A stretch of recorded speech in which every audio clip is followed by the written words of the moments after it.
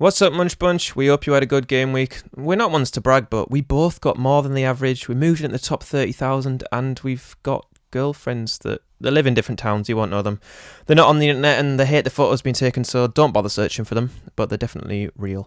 Anyway, we've got more info to share with you this week than Big Sam shares over a pint of wine, so let's do it. So, William, we're going to have a little focus on Liverpool's attacking options. Liverpool have a really friendly run of fixtures coming up, and obviously with no Europe to distract them, their abundance of attacking options, it's only right to single them out and see, is it worth doubling up on them? We think it's essential to have at least one Liverpool midfielder, maybe two, should you be doubling up. If not, who's the main one to have? Let's have a look at all of them. Let's have a look at the little lads. First up, Klopp's favourite, the smoothest Brazilian you've ever seen, it's Firmino. He works hard, he often plays the furthest forward, although there seems to be a pattern emerging that he seems to score when Coutinho isn't playing. Have you noticed that, Will?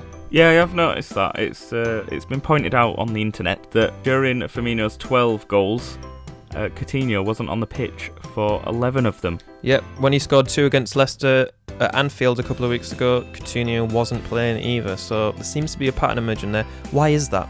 Only room for one Brazilian? I don't know. Why is it happening? Coutinho hogging the shots when he's playing? Don't know, but there is a pattern emerging, so keep your eye on that one. Where did you say you found that? The internet? How do you spell that? Internet. I'll post the sources after. It's just Thanks. INTER. Net. Internet. Okay. Alright, check that out. Thanks. Sadio Mane is another good option.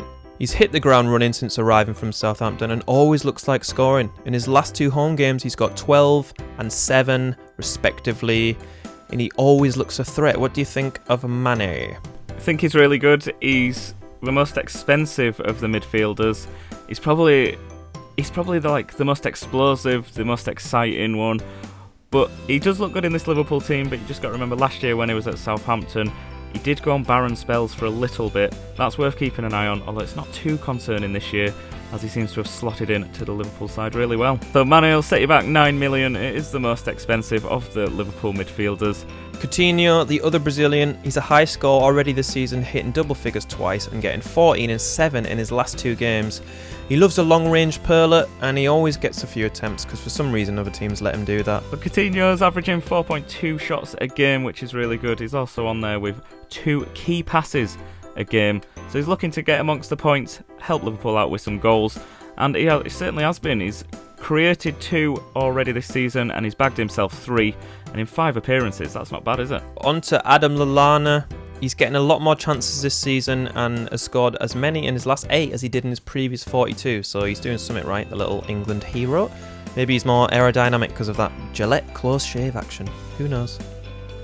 I really like Adam Lallana. He's probably my personal pick of the bunch. He's cheaper than the likes of Firmino, Coutinho and Mane.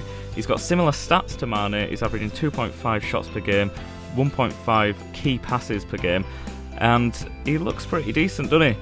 So he's my personal pick, and you should trust me because I once met Jimmy Hasselbank in an airport. James Milner is playing as a left back at the moment, but he's on set pieces including penalties, so he's worth a punt for a cheaper option. Scored 2 in his last game, so there you go. They're dishing out the pens as well, aren't they? So he's definitely worth a punt. You can't go wrong with getting penalty takers in your team. Daniel Sturridge, the Studge man. He doesn't always start, but when he does, he's likely to score, and everyone knows what he can do, but it's just that game time that's the problem, so keep your eye on it. The problem with D Studgy is that he might not be value for money because he's 10 million, he takes up one of his striking slots, he doesn't always play, and you get more points, I think, from the midfielders who were a bit cheaper. So pounds to points ratio, better in the mid. Your final option is Jordan Henderson. Plays deeper, but again is capable of a neat finish like we saw a few weeks ago against Chelsea, so another one to keep your eye on. Not too expensive, but probably favour the other more attacking players. So the most consistent of the midfielders, probably Lallana, Firmino, Coutinho and Mane. There's so much talent in the foursome, it reminds us of the famous band from Liverpool. Oh, the Beatles! No, the Zootons, mate. Oh. Alright, moving on to the game week 7 picks. First one, Marcus Rashford. He's got Stoke at home in his next game. He's looking good. With Rooney dropped last game, Rashi seems undroppable himself at the moment. And he provides a cheap attacking option for your teams, especially if you can't afford Ibrahimovic. Well, that's the end of that sentence. So Rashford has got 6 in each of his last 2 games at 6.9 million is a really good option. But be aware, he does have Liverpool and Chelsea coming up in his next couple of games. Although they have been conceding goals, so it might not be a problem. That remains to be seen. So another pick, someone for you to keep your eye on, is Arsenal's Theo Walcott. He has kind of been flying under the radar so far this season. He's popped up with quite a few points. He's got 3 goals already in 6 appearances. Like 3-0 Walcott, eh?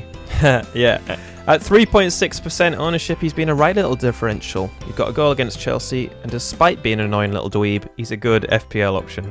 Walcott has got 5-3, 5-13 and 8 in his last 6 games, so he has been flying under the radar. He's also got a tidy set of fixtures coming up, including Burnley, Swansea, Middlesbrough and Sunderland. No offence to those teams, but they're all absolute dog shit, and he'll get loads of points against them. Our final pick is Jermaine Defoe at 7.2 million. He's got West Brom at home next game, and he has got a nice little run of fixtures, including Stoke and West Ham coming up. He scored 2 in his last game, despite losing at home, and looks like Sunderland's only hope, to be honest, doesn't he? He does. He's got the same amount of points as Zlatan Ibrahimovic so far, but he's a snip of the price. So he's definitely worth considering, maybe for your 3rd choice striker or your 2nd choice. I'm guessing everyone's already got Aguero, haven't they? Yeah, we're not going to mention the obvious ones, Aguero, Sanchez, because they're just too obvious. So we're looking at little cheaper differentials who can make that difference for your team. So that's it for our Game Week 7 picks. Don't forget to subscribe, like, comment, all that stuff. Wait, it's come to my attention that I said some things I shouldn't have during the video about those teams being absolute dog shit. And I'd like to apologise, and I'm going to offer my resignation. I'm just going to take some time out and go eat 10 pies. It's probably in a row. Probably be a good thing. If you resign from this... You meant to say don't resign, mate. Don't stop me, mate. I'm resigning. There's nothing you can say to stop me. Well, if I can't stop you, then it's cool. I mean, I'll figure something out. I did one by myself a couple of weeks ago. It was pretty good. I quite enjoyed it, actually. Probably enjoyed it more. So, don't worry if you want to resign. I'm going to resign from resigning, and I'm back. Oh, okay. See you next week. Bye.